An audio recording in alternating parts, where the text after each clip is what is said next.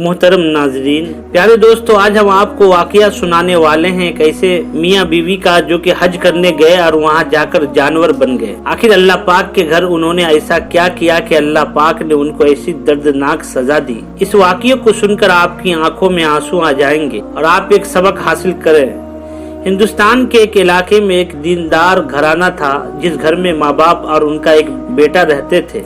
माँ बाप बहुत ही नेक और परहेजगार लोग थे। बाप जो कि इमाम मस्जिद था, क्योंकि कुछ दिनों से इमाम मस्जिद लोगों को हज की अदायगी के बारे में बताते थे। लोग खूब गौर से सुनते थे, उन पर अमल भी करते थे। इसलिए वो इशा की नमाज के बाद घर आते। उनकी बीवी भी नमाज की पाबंद थी। सारा मोहल्ला उनको आपा जी नाम से पुकारता था और ये औरतों को हज की अदायगी के सिलसिले में बताया करती थी और मोहल्ले के बच्चे भी उनसे दीन की तालीम हासिल करते थे। इन दोनों मियाँ बीवी ने अपनी जिंदगी का आगाज हज के बाद किया था, क्योंकि उनका कहना था कि शादी करते ही हमारे घर वालों ने कहा कि आप लोग हज करके आए। उनका सारा खानदान बहुत ही दीनदार था। जब भी अपनी किसी बच्चे की शादी करते तो उनको सबसे पहले खाना काबा की जियारत करवाते। ये उनके खानदान का एक दस्तूर बन चुका। अब उनका बेटा भी जवान और खूबसूरत था, बहुत ही ज्यादा आजाद ख्याल था, मगर बाप के कहने पर कभी नमाज तो पढ़ लेता, मगर उनके जैसा नेक और परहेजगार नहीं था। वह सारा दिन अपने दोस्तों में घूमता फिरता रहता था। न तो अपने बाप का कोई कारोबार संभालता था और न ही वो कुछ करता था। हालांकि उसके बाप ने उसकी परवरिश बहुत अच्छे तरीके से की थी। वो बच्चा जब छोटा था तो नमाज पढ़ता, कुरान पढ़ता, अल्लाह की इबादत करता रहता था। जैसे जैसे बड़ा होता गया, बुरे दोस्तों में बैठना शुरू कर दिया। आहिस्ता आहिस्ता उसने बचपन की सारी आदतें छोड़ दी। न नमाज की पाबंदी करता, न कुरान पढ़ता, न रात को देर से घर आना शुरू हो गया। उसकी हरकतों की वजह से उनके माँ बाप बहुत ज्यादा परेशान रहने लगे। एक दिन मोहल्ला की एक औरत उसके घर में आई और झिझकते हुए इधर उधर देख रही थी। उसकी माँ ने उस औरत को चाय का पूछा तो कहने लगी, आपा जी, मैं कुछ खाने पीने के लिए नहीं आई हूँ, बल्कि मैं आपसे कुछ कहना चाहती हूँ। और झिझकते हुए कुछ कह नहीं पा रही थी, क्योंकि सारा इलाका जानता था कि ये घराना बहुत ही दीनदार घराना है। इसका सारा खानदान बहुत ही नेक परहेजगार, इसलिए औरत कुछ कहने से कतरा रही थी। फिर उस लड़की के माँ ने कहा कि बहन जी, आपको जो कुछ कहना है बिला झिझक कहिए। फिर वो औरत हिम्मत करके कहने लगी, मुझे आपके बेटे के बारे में कुछ कहना था। बेटे के नाम से औरत एकदम उस औरत को देखने लगी और कहने लगी, आप क्या कहना चाहती हैं? क्या हुआ है? मेरे बेटे ने आपसे कुछ कहा है? वो औरत कहने लगी, मुझे तो कुछ नहीं कहा, मगर वो अपने दोस्तों के साथ मिलकर कुछ अजीब हरकतें करता है। देखें आपा जी, मैं जानती हूँ कि आपका बेटा बहुत नेक है। आपका खानदान तो जिंदगी ही हज करके, खाना काबा की जियारत करके शुरू करता है, मगर इस बच्चे के दोस्त अच्छे नहीं हैं। वो इनके साथ मिलकर इलाके के कुछ लोगों को बहुत तंग करता है। आपा जी कहने लगी, बहन जी, इसने क्या तंग किया है? औरत कहने लगी, काफी दिनों से अपने दोस्तों के साथ मिलकर जिन घर की लड़कियां जवान हैं उनके घर में पत्थर फेंकते हैं। कभी उनकी लड़कियों को आते जाते बातें करते हैं। आज तो उन्होंने हद कर दी। एक लड़की अपने जामिया में जा रही थी, उनकी चादर ही खींच ली। फिर उस लड़की ने आपके बेटे के मुंह पर थप्पड़ भी मारा।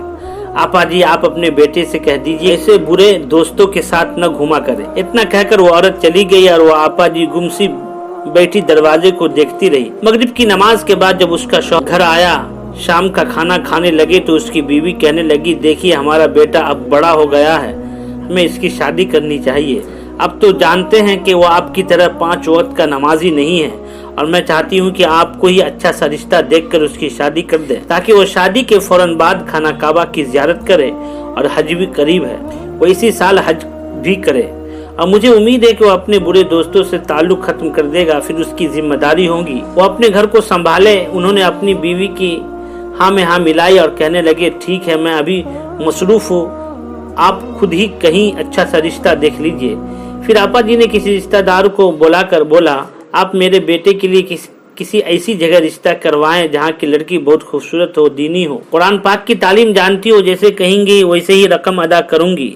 रिश्ता अच्छा होना चाहिए। रिश्ता वाली ने रिश्ते के लिए पैसे ले लिए और जैसे तैसे करके उसने रिश्ता करवा दिया। तो कहती है ना कि जोड़े तो आसमानों पर बनते हैं, जैसा शौहर वैसे ही बीवी। अब आपा जी ने उनकी शादी कर दी और दोनों मियाँ बीवी बहुत ज्यादा खुश थे।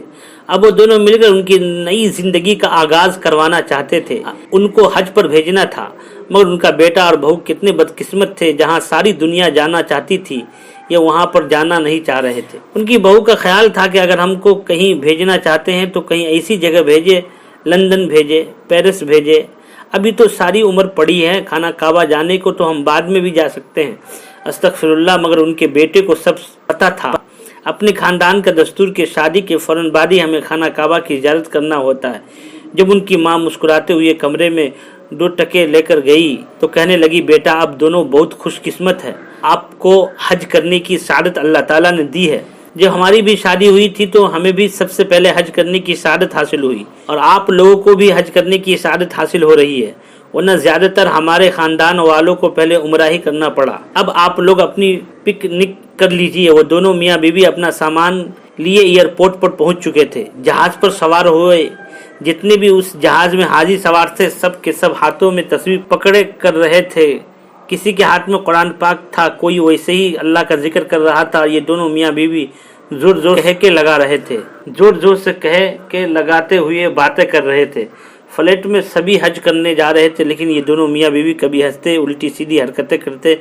सब लोग इनको अजीब नज़रों से देख रहे थे, मगर ये दोनों अपने आप में मगन थे। उनको किसी की कोई परवाह नहीं थी। जब वो वहाँ होटल पहुंचे तो वहाँ पर भी सब लोग उनसे बहुत ज़्यादा तंग थे। इधर लोगों का कहना था कि इन दोनों मियाँ बीवी की हरकतें और बातें बहुत अजीब थी। ये बातें तो अपने कमरे में करते, मगर उनकी आवाज़ें दूसरों के कमरों तक गूंजती रही थी। इसी वजह से सारे होटल के लोग उन दोनों मियाँ बीवी से बहुत ज़्यादा तंग थे।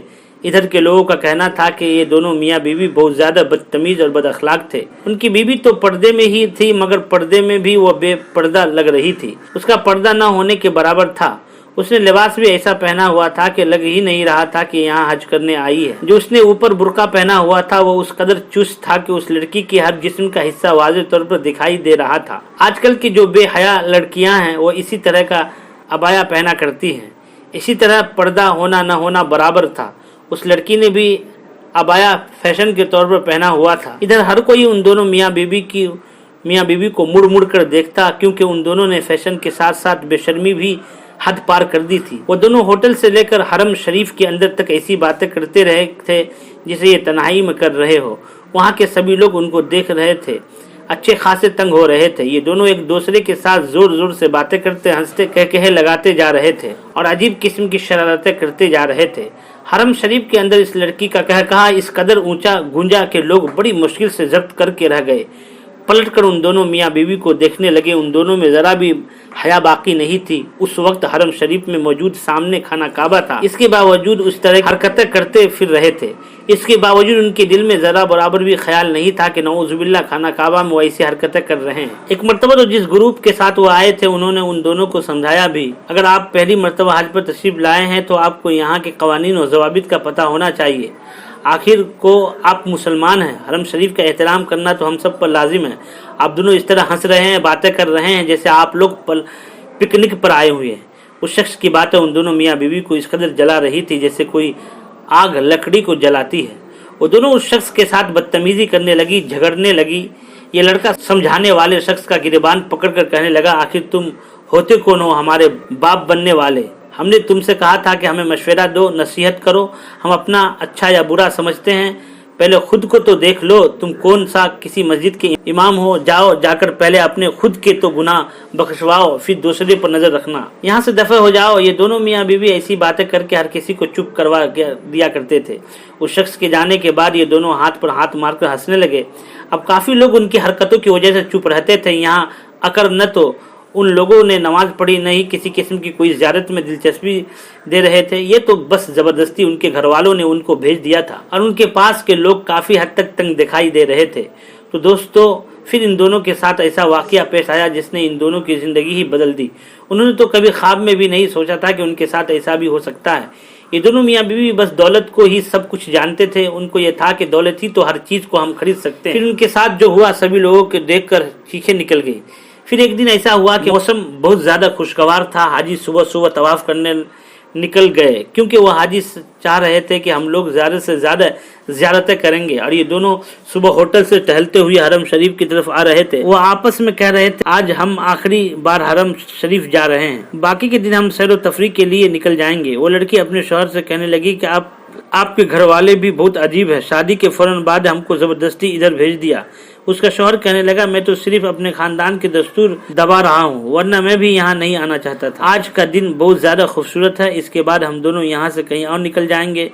दोस्तों, कितने अफसोस की बात है कि उन दोनों इस दस्तूर का पता ही नहीं था। कितने ऐसे लोग हैं जो इस चीज के लिए तड़प रहे हैं। हरम शरीफ आने तक अभी कुछ वक्त बाकी था कि रास्ते में उन दोनों को काफी सारे भीख मांगते हुए लोग नजर आ रहे थे, जिनमें बहुत सारे बच्चे भी थे, बूढ़े भी थे, औरतें भी थी। दो बच्चे उन दो मियाँ बीवी के पास आकर हाथ फैलाने लगे और कहने लगे, हमें कुछ पैसे दे दीजिए, हमने सुबह से कुछ नहीं खाया। वो दोनों बच्चों को धक्का मारते हुए आगे बढ़ गए। फिर थोड़ा सा आगे गए तो उन दोनों को एक बूढ़ा बुजुर्ग बेकारी नजर आया, जो खुद को बड़ी मुश्किल से घसीटता हुआ उनके पास आया, क्योंकि उस भिखारी की तो दोनों टांगे कई कटी हुई थी। वो अपनी दोनों टांगों से महरूम था और एक बाजू भी उसका कटा हुआ था और एक बाजू के सहारे खुद को घसीट रहा था और उनके पास आकर कहने लगा कि मुझे कुछ सदका खैरात दे दीजिए। वो दोनों आपस में बातें करने लगे, मगर ऐसे थे कि उन्होंने भिखारी को देखा ही नहीं। फिर उस भिखारी ने खुद को मजीद घसीटा और उनके पांव पकड़कर कहने लगा, मुझे कुछ खैरात दे दीजिए। जैसे ही उस लड़के को पता चला कि भिखारी ने मेरे जूते पर हाथ रखा, उसने जोर से उसका हाथ पकड़कर झटका और अपने पांव की ठोकर से उस भिखारी को मारने लगा। सीने पर, पीठ पर, मुंह पर जिस कदर हो सकता था वो अपने भारी जूतों से उसको मार रहा था। कहने लगा, गंदे इंसान, तुमने मेरे कपड़े गंदे कर दिए, मुझे छूने की तुम्हारी हिम्मत कैसे हुई? तुमने मेरे जूते गंदे कर दिए, चल उठ बुढ़े भिखारी, आप मेरे जूते। फिर वो अपना जूता उसके मुंह के ऊपर रख देता है और दूसरा पांव उसके बाजू के ऊपर रख देता है। कहता है, अपनी जुबान के साथ इसको साफ कर। वो बेचारा भिखारी क्या करता, दर्द से आंखों से आंसू बहाए जा रहा था। एक तो उसके अज़ा पूरे नहीं थे, जो उसका बाजू एक बचा था, उसके ऊपर भी उस कमीने ने अपना एक जूता रखा हुआ था और वो चिल्ला रहा था, जो तुम्हारा एक हाथ है मैं इसको भी काट दूंगा। आखिर वो बेचारा भिखारी करता क्या सिवाय आंसू बहाने के। जब उस लड़के ने काफी उस पर तशद्दुद कर लिया, उसकी बीवी कहने लगी, चलो चलते हैं, यह अपाहिज किसी काम का नहीं है, ये तो इंतहाई घटिया किस्म के लोग हैं। काफी ज्यादा लोग उनके पास जमा हो चुके थे। वो लोग उनको रोकना चाह रहे थे, मगर उनकी बदतमीजी को देखकर सब पीछे हट गए। वो लोगों को देखकर उन पर भी गाली गुलूज करने लगा और गाली गुलूज करते हुए गुस्से में हरम शरीफ में दाखिल होने वाला था कि वो लड़का जैसे ही हरम शरीफ के दरवाजे पर आया तो लड़का अचानक दरवाजे से चीखने लगा और जैसे ही उसने हरम शरीफ के अंदर पांव रखा, उसके हाथ पांव मुड़ने लगे और दर्द से चिल्लाने लगा।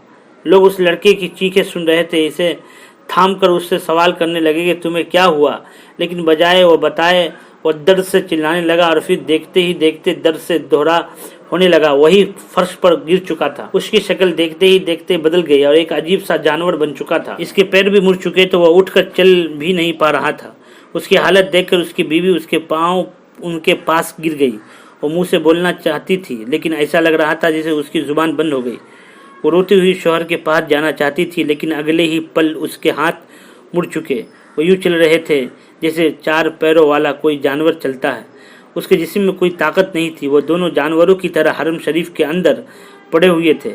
वो शख्स तो पूरा जानवर बन चुका था और उसकी बीवी आधी इंसान और आधी जानवर थी। इस लड़की का पूरा बदन सफ़ेद हो चुका था और दोनों मियाँ बीवी पता नहीं किस जुबान में बातें कर रहे थे। किसी को कुछ समझ नहीं आ रहा था।